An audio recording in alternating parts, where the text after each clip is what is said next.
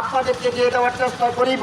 আমাদের কাজ হচ্ছে আগামী দিনে গোটা বিশ্বের প্রান্তে প্রান্তে, অলিতে গলিতে, আনাচে কানাচে, যত্রতত্র এভরিহোয়ার যেখানে যে কোনো মুসলিম নির্যাতিত, নিষ্পেষিত, অবহেলিত, অপমানিত, নিগৃহীত হচ্ছে, প্রত্যেকটা মুসলমানকে উদ্ধার করাই দায়িত্ব নয়, তামাম পৃথিবীর জমিন থেকে যারাই এই অমানবিক, পাশবিক, এই জুলুম অত্যাচারের স্টিমরোলার ইসরায়েল হোক, আমেরিকা হোক, রাশিয়া হোক, জাতিসংঘ হোক, সার্ক হোক, পার্লামেন্ট হোক, কংগ্রেস হোক, সিনেট হোক, যারাই প্রভুর আসনে বসে তামাম পৃথিবীর মানুষকে শোষণের যাতা করে নিষ্কাশন করছে, তাদেরকে আগামী দিন হোয়াইট হাউস থেকে বিতাড়িত করা হবে, রাশিয়ার ক্রেমলিন ভবন থেকে বিতাড়িত করা হবে, দিল্লির লালকেল্লা থেকে বিতাড়িত করা হবে।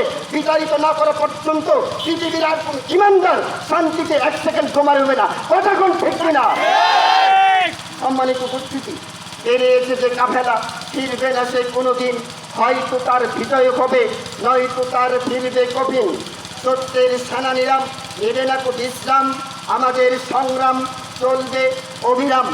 যুগ জামানাম পাল্টে দিতে চাইনি অনেকজন, এক মানবী আনতে পারেন জাতির জাগরণ। একজন ইমাম হানিফা হরি যথেষ্ট, একজন ইমাম ইবনে তাইমিয়া রহিমা মোল্লাও হরি যথেষ্ট, একজন মোহাম্মদ বিন কাসিমের উত্তরসূরি হলেই যথেষ্ট, একজন খালিদ বিন ওয়ালিদের উত্তরসূরি হলেই যথেষ্ট, একজন আলী রাদিয়াল্লাহু তাআলা আনহুর উত্তরসূরি হলেই আবার বিশ্ব মসনদ কেঁপে উঠবে, আবার বিশ্ব জালিমদের আখড়া, বিশ্ব জালিমদের কারখানা, তগুদ্দের আস্তানা, তগুদ্দের গাঠি আমরা জ্বালিয়ে দিব, ভেঙ্গে দিব, চুরমার করে দিব। যেমনটি উসামা বিন লাদেন রহিমাহুল্লাহ বিংশ শতাব্দীর শ্রেষ্ঠ মুজাহিদ সৌদির মাটি থেকে আফগানি গিয়ে পাড়ি জমিয়ে ডক্টর আব্দুল্লাহ আজম রহিমাহুল্লাহকে নিয়ে আমেরিকার টুইন টাওয়ার কাঁপিয়ে দিয়েছে। এখন থেকে আর কোনো মানববন্ধন নয়, এখন থেকে হরতাল নয়, ধর্মঘট নয়, অবরোধ নয়, যতদিন না পর্যন্ত রাশিয়াকে আমরা একটা কিছু দেখিয়ে দিচ্ছি, যতদিন না পর্যন্ত আমেরিকাকে একটা কিছু দেখিয়ে দিচ্ছি, ততদিন পর্যন্ত কুফফারদের ঘাঁটিতে একের পর এক হামলা আসতেই থাকবে, আসতেই থাকবে, আসতেই থাকবে, জালিমদের দফন না করা পর্যন্ত। কতক্ষণ ঠিক কিনা? প্রিয় উপস্থিতি, বিশ্ব যদি চলে যায় টলিতে টলিতে, আমি তখন একাই রব কর্তব্য সাধিতে। যদি তুমি চুপ থাকো তবেই তুমি বেশ, যদি তুমি মুখ খোলো তবেই তুমি শেষ। যদি তুমি চুপ থাকো তবেই তুমি বেশ, যদি তুমি মুখ খোলো তবেই তুমি শেষ। পিতামাতার রস করলে আমি বেশ, দান খয়রাতের রস করলে আমি বেশ, মাদ্রাসায় ছাত্র দেও আমি বেশ, মাদ্রাসায় গরু পাঠাও আমি বেশ, চিল্লাই যাও আমি বেশ, মুহতারামকে ইকরাম করো আমি বেশ। যখনই আমি বোম্বের কথা বলবো, যখনই আমি AK-47-র কথা বলবো, যখনই আমি সেনাবাহিনী যা ব্যবহার করে, বিমান বাহিনী যা ব্যবহার করে, পুলিশ বাহিনী যা ব্যবহার করে, বিডিআর যা ব্যবহার করে, র্যাব যা ব্যবহার করে, ব্রিটিশদের বানানো পদলেখনকারী পাঁচাটা গোলামরা, 200 বছরের বানানো তগুদ বাহিনী, 200 বছরের মোরতাদ বাহিনী, 200 বছরের আল্লাহর দুশমন যা ব্যবহার করে, আমরা যদি অস্ত্রের কথা বলি তখনই আমাদেরকে চিরজীবনের জন্য কারাগারে বন্দী করার পায়তারা চালায়। যদি তুমি চুপ থাকো তবেই তুমি বেশ, যদি তুমি মুখ খোলো তবেই তুমি শেষ। আল্লাহ রাব্বুল আলামিন 2 নম্বর সূরা বাকারার 216 নম্বর আয়াতে বলে দিয়েছিল, কুতিবা আলাইকুমুল কিতাল ওয়া হুয়া কুরহুল লাকুম, তোমাদের উপর যুদ্ধকে, কিতালকে ফরজ করা হয়েছে, যদিও তোমাদের কাছে এটা অপ্রিয়, এটা অপছন্দনীয়। যেখানে হাকিম, যেখানে আলিম, যেখানে বাসির, যেখানে সামির, যিনি মহান পালনকর্তা, যুদ্ধের বিধানটা দেওয়ার সময় বলে দিয়েছে। এটা যে একটা অন্যরকম ব্যাপার, যুদ্ধের বিধানটা এত কঠিন, এত এইরকম একটা কঠিন বিষয় আল্লাহ বলে দিয়েছে। কুতিবা আলাইকুমুস সিয়াম দিয়ে জাতিকে আমরা ইফতারের টাকা সংগ্রহ করতে পারি, কুতিবা আলাইকুমুস সিয়ামের ফজিলত বলে সাহারির টাকা উত্তোলন করতে পারি, কুতিবা আলাইকুমুস সিয়ামের কথা বলে ইমাম সাহেবের 2 লক্ষ বেতন উদ্ধার করতে পারি, কুতিবা আলাইকুমুস সিয়ামের রস করে আগামী 10 বছর মসজিদ চালানোর টাকা অর্জন করতে পারি। কিন্তু কুতিবা আলাইকুমুল কিতালের বলে বাংলাদেশের প্রতিটি গ্রামের, প্রতিটি প্রতিটি ইমামের হাতে, প্রতিটি মুসল্লির হাতে, প্রতিটি সভাপতির হাতে AK-47 কেনার মতো টাকা সংগ্রহ করে বাংলাদেশ সরকারকে, বাংলাদেশ সেনা প্রধানকে, বাংলাদেশ পুলিশ প্রধানকে, বাংলাদেশ ডেপুটি কমিশনারকে বাধ্য করতে হবে, আমাদের জন্য সীমানা খুলে দাও, আমাদের জন্য পাইলট বরাদ্দ করো, আমাদের জন্য বিমান বরাদ্দ করো, আমরা ইসরায়েলের ঘাঁটিতে AK-47 দিয়ে ওই দেশকে নাস্তানাবুদ করে দেব। কথা কোন ঠিক কিনা? শুধু তাই নয়, প্রিয় উপস্থিতি, আপনাকে একটা উদাহরণ দিচ্ছি। আপনি কোথাও থেকে বাড়িতে ফিরছেন, ফেরার পরে দেখলেন আপনার বাবাকে মেরে ফেলেছে, এরপরে দেখলেন আপনার মাকে বেঁধে রেখেছে, তারপরে দেখলেন আপনার স্ত্রীকে আগুন দিয়েছে, তারপরে দেখলেন বোনকে পালাক্রমে দর্শন করছে। এই অবস্থায় আপনার মেন্টালিটি কি কাজ করবে? এক সেকেন্ডে বলেন তো। যে ওরে মেরে ফেলবেন, এই মুহূর্তে কি আপনি পাগলা মসজিদের খতিবের ফতোয়ার দিকে তাকাবেন না? এই মুহূর্তে আপনি ঢাকা বাইতুল মোকাররমের খতিবের দিকে আপনি তাকাবেন না? উনি কি মেরে ফেলার হুকুম দিয়েছে? এই মুহূর্তে কি আপনি শায়েখ আহমদুল্লাহ সাহেবের ফতোয়ার দিকে তাকাবেন না? এই মুহূর্তে কি আপনি ডক্টর জাকির নায়েকের ফতোয়ার দিকে তাকাবেন না? এই মুহূর্তে কি দেওবন্দের শীর্ষস্থানীয় আলেমদের ফতোয়ার দিকে তাকাবেন না? নাকি আপনি একটা কিছু করবেন? সবাই বলেন, একটা কিছু করবেন? আপনার মাকে বেঁধে ফেলার কারণে, আপনার বাবাকে মেরে ফেলার কারণে, আপনার বোনকে পালাক্রমে দর্শন করার কারণে আপনি যখন আহমদুল্লাহ সাহেবের ফতোয়ার দিকে তাকান না, আপনি যখন আজহারি সাহেবের অজের দিকে তাকান না, আপনি যখন ডক্টর জাকির নায়েকের ফতোয়ার দিকে তাকান না, শত শত বৎসর যাবৎ কাশ্মীরে আমার বোনদের উপর কুকুরের মতো হায়েনার আচরণ করে যাচ্ছে।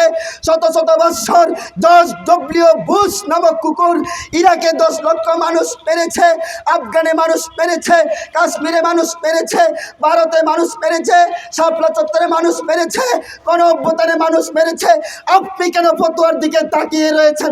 তার মানে আপনি নিঃস্বার্থ হাসিলের জন্য ফতোয়ার দিকে তাকান না, মুসলিম জাতির স্বার্থের দিকে তাকালে আপনার ফতোয়ার ব্যাপার আসে।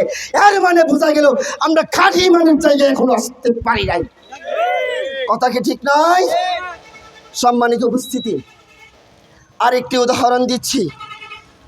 আমরা আজ ঘুমাচ্ছন্ন, আকাশ যেমন মেঘাচ্ছন্ন, মেঘের উপরে মেঘ তার মানে আচ্ছন্ন, ঘুমের উপরে ঘুম তার মানে ঘুমাচ্ছন্ন। আকাশ যেমন মেঘাচ্ছন্ন থাকলে সূর্যের আলো এই পৃথিবীর বৃক্ষ যেমন পায় না, আকাশ মেঘাচ্ছন্ন থাকলে এই পৃথিবীর ফুল ফসল যেমন সজীবতা ফিরে পায় না, আকাশ মেঘাচ্ছন্ন থাকলে ঘর বাড়ির কাপড়লতা যেমন শুকায় না, আকাশ মেঘাচ্ছন্ন থাকলে যেমনইভাবে দৈনন্দিন প্রাত্যহিক জীবনের কাজকর্ম আমরা তেমনভাবে করতে পারি না। ঘুমাচ্ছন্ন থাকলে আপনার বাড়িতে স্বর্ণ ডাকাতি করে নিয়ে যাচ্ছে, ঘুমাচ্ছন্ন থাকলে আপনার সুন্দরী বিবি আপনার কাছ থেকে বকাটে হায়েনা কেড়ে নিচ্ছে, ঘুমাচ্ছন্ন থাকলে আপনার পালের বলদ ডাকাত নিয়ে নিচ্ছে, আপনি ঘুমাচ্ছন্ন থাকলে আপনার সারা জীবনের এই সমস্ত অর্জিত সম্পদ ডাকাত সন্ত্রাস চাঁদাবাজ হায়নারা নিয়ে নিচ্ছে। ঠিক মুসলিম জাতি আজ ঘুমের কারণে পৃথিবীর ভূমিগুলি কুফফাররা দখল করেছে। মুসলিম জাতি ঘুমিয়ে থাকার কারণে তারা আজ কাফেরদের আইন মানছে, ব্রিটিশদের বানানো আইন মানছে, ব্রিটিশদের বানানো আইন ইউনিয়নে চলছে, ব্রিটিশদের বানানো আইন থানাতে চলছে, ব্রিটিশদের বানানো আইন জ্বালাতে চলছে, ব্রিটিশদের বানানো আইন পার্লামেন্টে চলছে, ব্রিটিশদের বানানো আইন দিয়ে তামাম পৃথিবীকে জ্বালিয়ে পুড়িয়ে ছারখার করে দিয়েছে। তাই কোরআনের ভাষায় বলতে চাই, আর ঘুমাতে চাই না, আর ঘুমাতে চাই না, আর ঘুমাতে চাই না। হে মুসলিম জাতি, এবার ঘুমের আরগল ভেঙ্গে তুমি দাঁড়াও, তুমি দাঁড়াও, তুমি দাঁড়াও, গোটা দুনিয়ার মানুষকে বাঁচাও, গোটা দুনিয়ার মানুষকে বাঁচাও, গোটা দুনিয়ার মানুষকে বাঁচাও। আমরা কি জেগে উঠবো? কারা কারা জেগে উঠবেন হাত তুলে দেখান। তাকবীর, তাকবীর, তাকবীর। হাত নামান। আল্লাহ রাব্বুল আলামিন ৭৪ নম্বর সূরা আল মুদ্দাসসিরের 1 থেকে 5 নম্বর আয়াত আল্লাহ রাব্বুল আলামিন বলেন, ইয়া আইয়ুহাল মুদ্দাসসির কুম ফাআনদির ওয়া রাব্বাকা ফাকাব্বির ওয়া থিয়াবাকা ফাতাহহির ওয়ার রুজ্জা ফাহজুর। নবী যখন একটু বিরতি নিচ্ছিলেন, আসমান থেকে ওয়ার্নিং এসেছে, আসমান থেকে অর্ডিন্যান্স জারি হয়েছে। নবী, আবু জাহেলের হাতে সমাজ ব্যবস্থা, আপনি ঘুমিয়ে থাকেন কি করে? আবুল আহাবের হাতে সমাজ ব্যবস্থা, আপনি ঘুমিয়ে থাকেন কি করে? উতবা, সাইবা, মুগিরা, আবু সুফিয়ান, এই সমস্ত কুকুর, বানর, শুকর, জানোয়ারের হাতে সমাজ ব্যবস্থা, আপনার পক্ষে ঘুম শুভনীয় নয়। ইয়া আইয়ুহাল মুদ্দাসসির, হে কম্বলওয়ালা, কুম, আপনি দাঁড়ান। আনজির, সতর্ক করুন। অরব্বাকা ফাকাব্বির, তামাম পৃথিবীর জালিম আর জুলুমের আখড়াকে আপনি সতর্ক করে দিন। এই সমাজ ব্যবস্থা, রাষ্ট্র ব্যবস্থা আবু জাহেলের, নব্য আবু জাহেলের উত্তরসূরিদের হাতে আমরা রাখবো না। এই সমাজ ব্যবস্থা আল্লাহ রব্বুল আলামিনের কালামে পাক যারা হৃদয়ে ধারণ করেছে, ইমাম দ্বারা এই সমাজ পরিচালিত হবে। কথা কি ঠিক নয়? প্রিয় উপস্থিতি, আমি আপনাকে একটা উদাহরণ দিচ্ছি। একটা ফ্ল্যাটে আগুন লেগেছে, আমাকে 5 মিনিট আগে স্লিপ দিবেন। একটা ফ্ল্যাটে আগুন লেগেছে, ফ্ল্যাটে ছিল সতর্ক বার্তা দেওয়ার মতো ব্যবস্থা। ফ্ল্যাটের মাইকম্যানে বলতেছে, অমুক শহরের অমুক ফ্ল্যাটে আগুন লেগেছে, ওই আগুন নিবানোর জন্য আপনাদের যার হাতে যা আছে আপনারা তা নিয়ে আগুন নিবানোর চেষ্টা করুন। তখন পাশেই ছিল ফুলা রুদ্রে শুকাচ্ছে, পাট আছে না, পাট ক্ষেত, কথা বলেন, পাট ক্ষেত আছে না, ফুলা শুকাচ্ছে। এইরকম ডান বাম চিন্তা না করে 2 আটি ফুলা নিয়ে ওই আগুনে ডাললো। ওই যে যার হাতে যা আছে, তার হাতে ফুলা আছে, নিয়ে ডাললো। এর পাশেই ছিল একজন দর্জি দোকানদার, পরিত্যক্ত কাপড়ের 2 বস্তা নিয়ে ডালছে, যার হাতে যা আছে ডালছে। এর পাশেই ছিল একজন ল্যাপ তুষক বানায় এইরকম একজন ব্যক্তি, সে একটা ল্যাপ নিয়ে ওই আগুনে ডালছে। এর পাশেই ছিল একজন কেরোসিন বিক্রেতা, সে 2 ড্রাম কেরোসিন নিয়ে ডালছে। এর পাশেই ছিল একজন শ্রমিক, কাঠের গুঁড়ো 10 বস্তা নিয়ে ডালছে। আপনারা সবটুকু শক্তি দিয়ে বলুন, ওই ফ্ল্যাটের আগুন নিভবে না বাড়বে? সবাই বলেন, নিভবে না বাড়বে? আগুন নিবানোর জন্য তারা যেমন যার হাতে যা নিয়ে মাঠে নেমেছে, এই পৃথিবীর মানুষকে শাসন করার জন্য নাস্তিক আইন বানায়, মুরতাদ আইন বানায়, হিন্দু আইন বানায়, খ্রিস্টান আইন বানায়, বৌদ্ধ আইন বানায়। আল্লাহকে আইন প্রণেতা হিসেবে বাদ দিয়ে আল্লাহ বলেছিলেন 5 নম্বর সূরা মায়েদার 50 নম্বর আয়াতে বলেছিলেন, আবা হুকমাল জাহিলিয়াতি ইয়াবগুন ওয়া মান আহসানু হুকমান লিকওমি ইউকিনুন। আল্লাহ রাব্বুল আলামিন যে আইন দিয়েছে তার আইনের সাথে শ্রেষ্ঠ আইন হয় না। সুতরাং যারা নির্বাচন করে ভোটের মাধ্যমে, তন্ত্রের মাধ্যমে, গণতন্ত্রের মাধ্যমে জাতির নিরাপত্তা দিতে চায়, ওরা পুলিশ বাহিনীর বুলেট তাদের বুকে বিদ্ধ হবে, সেনাবাহিনীর বুলেট তাদের বুকে বিদ্ধ হবে। কোনোদিন পৃথিবীর কোনো আইন মন্ত্রণালয়ে আইন যেতে পারবে না। কথা কি ঠিক নয়? শেষ 1 মিনিটে শেষ করে দিচ্ছি। এই আইন যদি পরিবর্তন করতে হয়, গোটা বিশ্বের মুসলিম উম্মাহকে আমি জাগ্রত করছি, তোমাদের যাদের হাতে টাকা আছে, AK-47 কেনার জন্য তৈরি হও। তোমরা AK-47 বানানোর জন্য মেধা খাটাও। বাংলাদেশের প্রতিটি গ্রাম থেকে একটা AK-47 নিয়ে আগামীর দিনগুলিতে পার্লামেন্ট ঘেরাও করা হবে, মন্ত্রণালয় ঘেরাও করা হবে, সচিবালয় ঘেরাও করা হবে, সংসদ ভবন ঘেরাও করা হবে, গণভবন ঘেরাও করা হবে, বঙ্গভবন ঘেরাও করা হবে, এয়ারপোর্ট ঘেরাও করা হবে, পাইলট ঘেরাও করা হবে। সমস্ত দেশ অচল করে দেব, সমস্ত দেশ অচল করে দেব, সমস্ত দেশ অচল করে দিব। আল্লাহর আইন জমিনে বাস্তবায়ন করে ছাড়ব। রাজি আছেন? কারা কারা রাজি আছেন? নারায়ে তাকবীর, নারায়ে তাকবীর। আল কোরআনের আলো গড়ে গড়ে জালো, কোরআন হাদিস যেখানে আমরা নাই সেখানে। হাযা মা ইনদি আল ইলমু ইনদাল্লাহ আলাইহি তাওয়াক্কালতু ওয়া ইলাইহি উনীব। সুবহানাকাল্লাহুম্মা ওয়া বিহামদিকা আশহাদু আল্লা ইলাহা ইল্লা আনতা আস্তাগফিরুকা ওয়া আতুবু ইলাইকা। আসসালামু আলাইকুম ওয়া রাহমাতুল্লাহি ওয়া বারাকাতুহু।